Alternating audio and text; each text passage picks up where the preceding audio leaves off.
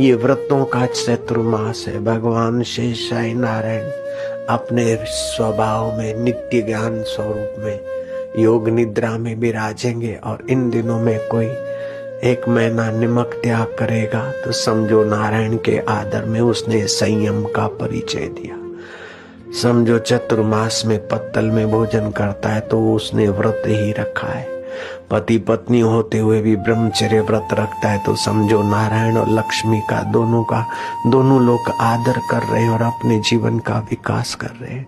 तो आज मुझे भिक्षा में एक वचन दे दो कि 3 महीने का ब्रह्मचर्य रखेंगे, कोई 6 महीने का, कोई 12 महीने का।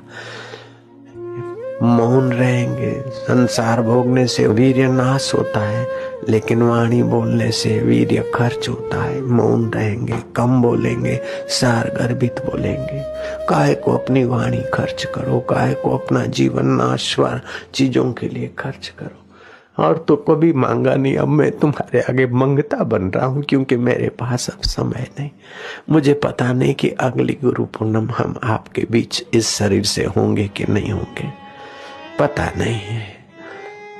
कहाँ अज्ञात होंगे, कैसा होगा मुझे पता नहीं। बस फायदा जो उठा लिए, बाकी फिर कैसेट देखते रहना, किताबें पढ़ते रहना, प्रार्थना करते रहना।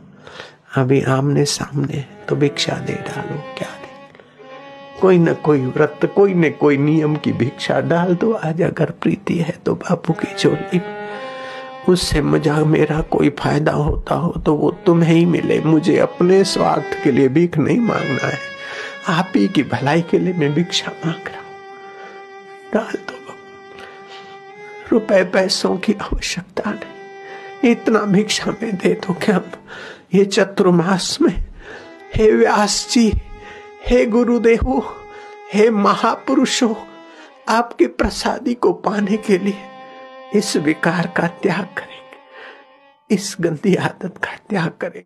जो आज 3 महीने का ब्रह्मचर्य व्रत लेंगे, सावन मास शुरू हो रहा है, चतुर्मास, ये व्रतों का चतुर्मास है। भगवान शेषाई नारायण अपने स्वभाव में नित्य ज्ञान स्वरूप में योग निद्रा में विराजेंगे और इन दिनों में कोई 1 महीना निमक त्याग करेगा तो समझो नारायण के आदर में उसने संयम का परिचय दिया।